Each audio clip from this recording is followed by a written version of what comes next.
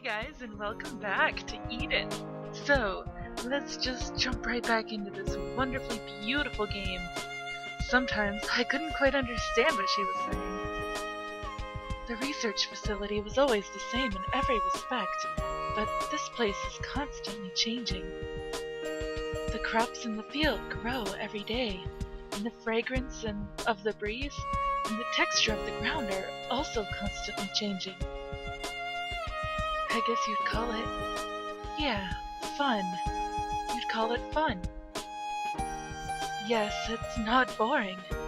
Yeah, that's it. My previous statement was a mistake. By the way, how do you feel about it? Her curiosity-filled pupils turned upon me. Let's see. There's no time to be bored. We've got a lot to deal with. Sounds rough. I was sure she understood just who I had my hands full dealing with. She was quite a girl to be able to act like it had nothing to do with her, knowing full well that it did. Do your best, Ryou. I would either way. Oh, that's right, it's about time. I had something small to attend to, so tending to the fields would have to wait. The usual? Yeah, I'll be back shortly. I'll accompany you today. It's not like it's all that interesting. Don't forget, bro. I want to see all kinds of things. That's why I'm here. That's fine then, I suppose. Sion's job in the field was basically finished too, although it might be more accurate to say that her tasks were of so little importance that they could be left incomplete. Nevertheless, I put on a somber expression and nodded like I meant it. Oh, he's so sweet to her. Oh, this is so beautiful. What I had to attend to was actually wasn't that important. I did periodic checks on the traps and warning devices set up around the perimeter, particularly the ones laid out around the cottage. It was a primitive setup consisting of mostly wire. It was better than nothing, but provided only a little peace of mind. If we were hypothetically attacked by special forces, like the GAT, it probably wouldn't slow them down at all. Almost none of these traps are lethal. We might snag a hair in one though. After we finished the check, Sion kindly provided her input. It would be fantastic if you caught a hare. They're quite delicious. I'm guessing you probably sprang more traps than you said.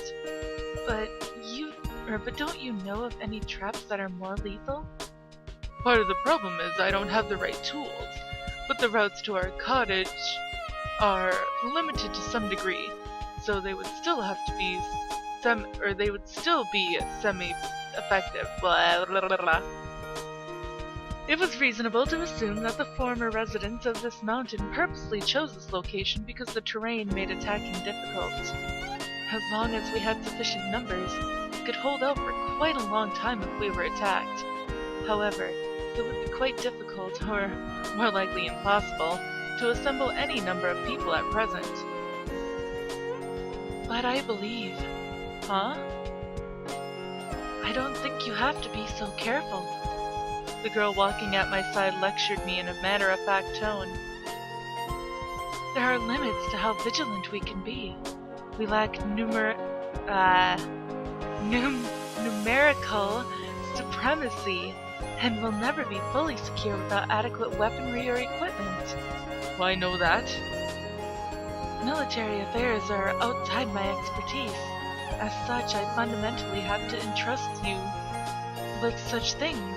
But if you have any ideas, I wish you could tell me. If our pursuers come, I don't think they'll kill you if you surrender. Did you come with me today because you wanted to tell me that? Sion nodded firmly without hesitation. I doubt they'll fire you if you play nice and let them arrest you. You shouldn't expect soldiers to be ethical. Not only are they are there many cases of civilians being assaulted or murdered, who were their primary targets. If you include the possibility of being shot on sight, I don't think we can hope for a peaceful resolution. It is still far more likely you will survive that way than if you fight back or run away. Hypothetically, even if it did save my life, you would be taken away and locked up yet again. Still, they probably wouldn't kill us. She was right. They probably wouldn't, at least not Sion. I didn't care what they would do to me. I wouldn't tolerate her being put into a position where her wishes weren't respected yet again. Surrender was out of the question. Sion. I stopped in place, and so did she. Can you call being locked away with no freedom living? I told you earlier. Told me what? I told you life here is fun. Her tone was a little angry. Yes, you certainly did. I don't want to let these fun times end with your death. It's surprising for you to say something so sentimental. Yeah, I'm relatively surprised myself. So she said, but Sion didn't look particularly flustered. It's certain that I'll die then? This much is for sure. If our military pursuers find us, they'll shoot first. If I should be killed and captured, if that happens. What? Do you intend to waste the life that was sacrificed for your sake? I heard a flutter of the sound of a branch swaying in the distance.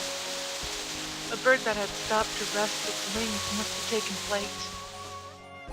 Sion looked away from me and towards the direction of the noise. To tell you the truth, I don't think it's wrong to kill people. I believe people killing people is a common occurrence. It's pointless to try and label a naturally occurring phenomenon like murder as good or evil. What are you trying to say? It doesn't matter if people die. However, I have someone I don't want to die. I don't want to be left behind anymore. Leaving me behind and passing away without me. That's something I won't allow. Oh no, I'm gonna cry. Sion bit her lip and hung her head. Was this the first time she'd shown signs of sadness since we'd fled the research facility? Ryou, you mustn't die. She extended those small hands and grabbed my sleeve. Don't die before me. Her voice was cold and held little emotion. Not mine! What she said was so direct and so simple. There was no way to misunderstand. Could these have been the words she wanted to tell me ever since she came here? I suddenly began to wonder. I feel the same way, Sion. I want you to live, that's why I'm here. Sion just tilted her head, looking bothered, and didn't answer. Yes, that was my wish. It was something far more difficult to accomplish than surviving an assault from the military. Don't die before me, huh? I had known as much, but it was hard to hear it put into words. In short, she was convinced. Convinced she would die. Convinced that it would happen in the not-so-distant future.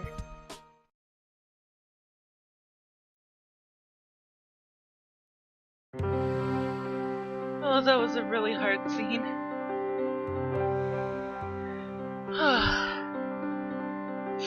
I'm sorry, guys. That was really, really hard on me. Because with Sion telling him that, it's like, that's the same thing that I wish I would have told my boyfriend who passed away. Okay. She couldn't wash her hair or back very easily. With that as her reason, she started to demand I get in the bath with her every day. And every day my answer was always the same. You're older than anyone would ever guess based upon your appearance, so why are you so defenseless? No, perhaps it was because she was so old? I'll give up on taking a bath for today then, Sion said, sounding disappointed while seated across the table. What's with the then? She ignored me. I had thought this for a long time now, but Sion was remarkably sloppy. You worked the fields today, you must be sweaty. Go take a bath. If I'm going to take one, I want to get nice and clean. Cleaning myself alone won't be very efficient. It's fine. Just go wash away the sweat. Sion glared at me, but stood up all the same. Then, without a word, tried to leave the living room. Or to the living room. And when she did, all of a sudden, I heard a loud snap. Oro! I stood up immediately, kicking the chair away, and reached for the pistol at my side. It was very close, and there was no doubt it came from indoors. But where was the source? It's all right. Sion remained calm and said to me, Bro, it's this. The radio? No sooner than I wondered what it was, some static riddled tune began playing from the radio which had been left on. Sion silently reached out for it and turned up the volume. Music! Yeah. A musical program seemed to be airing. It may have been the very same program Elicia had once said she liked. A tender, beautiful, and in some ways unhappy melody filled the room. It sounds sort of sad, like it's singing of the end of the world. Sion, should we listen to a different channel? This is fine. Sion shook her head and gently caressed the radio. Elicia. It was the one and only thing we brought from that research facility. The lone item by which to remember the life lost that day. Elicia always treasured this. I know. She seldom became obsessed with anything, but this was different. Does she have some emotional attachment to it? It's a memento of Dr. Shinyoji, the man she called father. The creator of the Felixes, huh?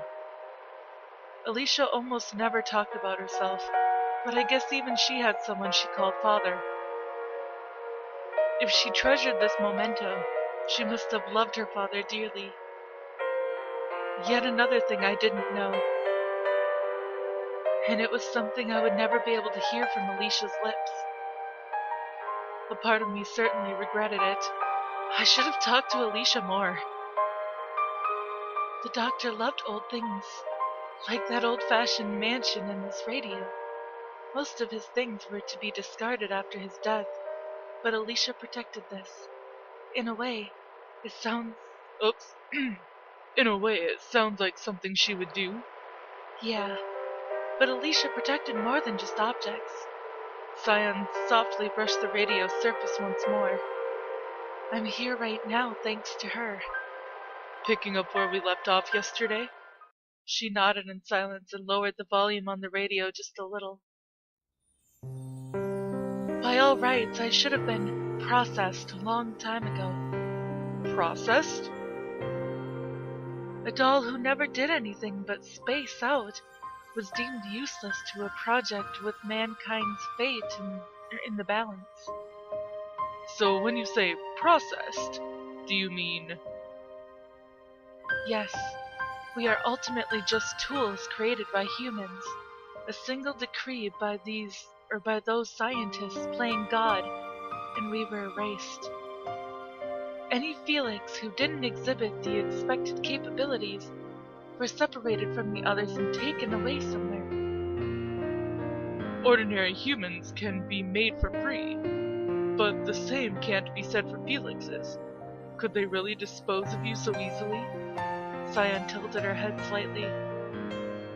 They may have intended to recycle us, or maybe to treat us as genetic research samples and experiment on us until we died.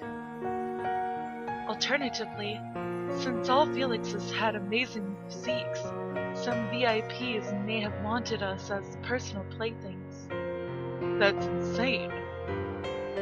It's not all that strange.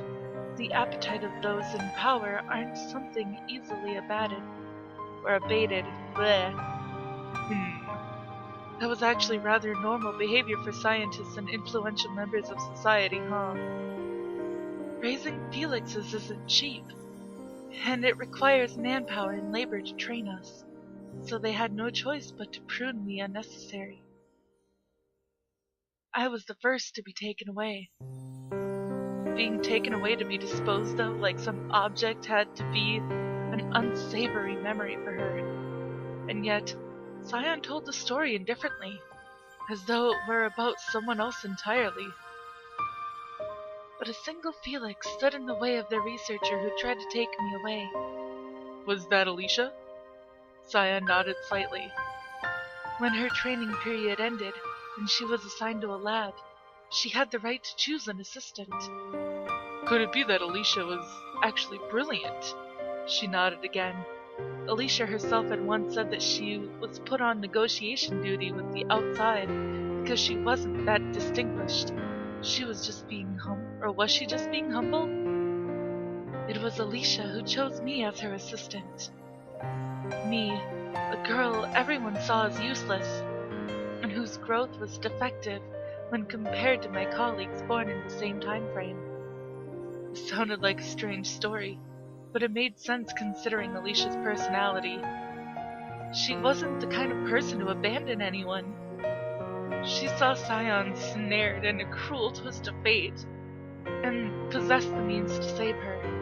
There was no way she would forsake her. Afterwards, she used various means to detain all of the Felixes they tried to take away. In the end, not a single one was processed. And so, once Elicia took you in, the first thing Elicia asked me was, Sion smiled faintly, "What do you want to do?" In a gentle voice as she pet my head. Oh, it's so cute! Oh my god! Okay, it's so cute! What did you say? Sion took her eyes off me and gazed outside at the landscape shrouded in darkness. I want to see the world outside the window. And Alicia's answer?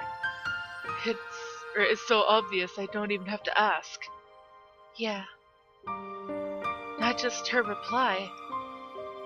Not just her reply, but the tone of her voice and look on her face as she said it. All of it popped into my mind like a picture. I will definitely show you one day. This is a promise between you and me, Sion.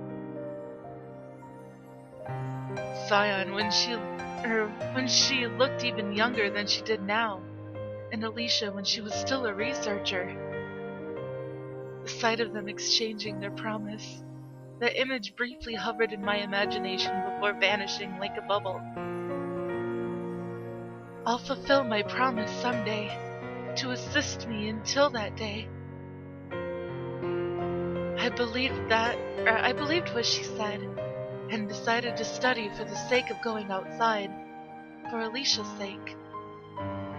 That was when I got the feeling I was connected to something. She murmured. Her eyes seemingly looked into the distance.